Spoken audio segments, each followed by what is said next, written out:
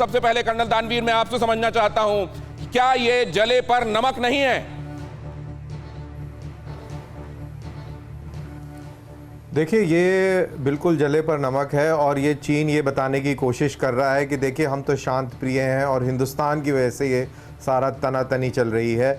वो ये बताने की कोशिश कर रहा है दुनिया को, या वो लोग जो ये चीज़ सुनना चाहते हैं कि ये मोदी का हिंदुस्तान है, वरना हम इस प्रकार की कार्रवाई तो पहले भी बहुत करते रहते थे, कभी ऐसी सिचुएशन नहीं हुई, हम अपना काम करके चले जाते थे और उसके बाद में ज़िंदगी नॉर्मल मामूल की तरह चलती थी। लेकिन इस बार ऐसा क्या हो गया कि ये इतनी तनातनी हो गई?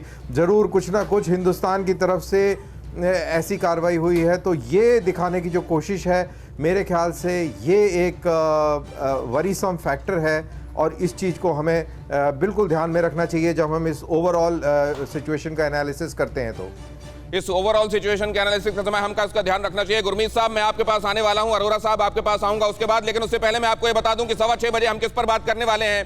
6:15 बजे हम बात करेंगे कि जनरल बाजवा अब जाने वाले हैं सऊदी। रियाद में पहुंचकर वो मनाना चाहते हैं सऊदी अरब को। आखिर पहले ऐसा क्या किया गया था कि अब मनाने की कोशिशें हो रही हैं, और क्या अब वो जो किया गया था उसको अंडू किया जा सकता है?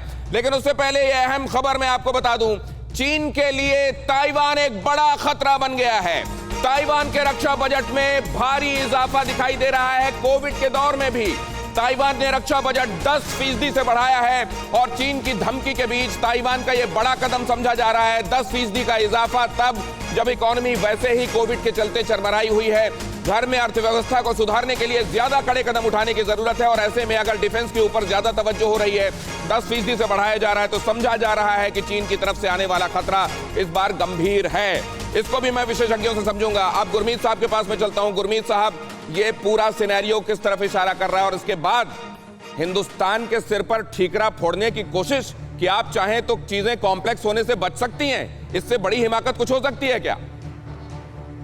दिनेश जी, जो सच्चाई है वो अलग है, और जो चाइना अपना मीडिया वॉर, साइकोलॉजिकल वॉर और जो झूठ और प्रोपेगेंडा कर रहा है वो अलग है।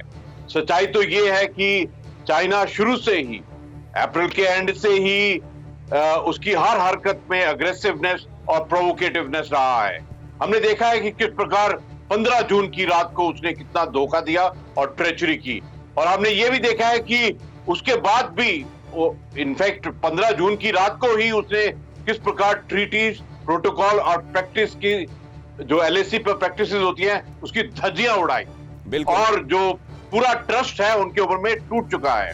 अभी स्थिति इस प्रकार है कि मीटिंग चल रही हैं, टॉक्स चल रही हैं, साथ में डिसएंगेजमेंट भी चल रही है, लेकिन उस तरीके से नहीं चल रही है जिस प्रकार भारत चाहता है। भारत चाहता है कंप्लीट डिसएंगेजमेंट, भारत चाहता है कंप्लीट रिस्टोरेशन ऑफ स्टेटस को, जो 5 मई का स्टेटस था उसमें वापस जाने के लिए। लेकिन आपके लिए तैयार वो नहीं है। वो ये कह रहा है कि हाफ वे आकर हम लोग मिलें, कुछ तुम चलो कुछ हम चलें। ये जो भाषा है सर, ये भाषा क्या कहती है?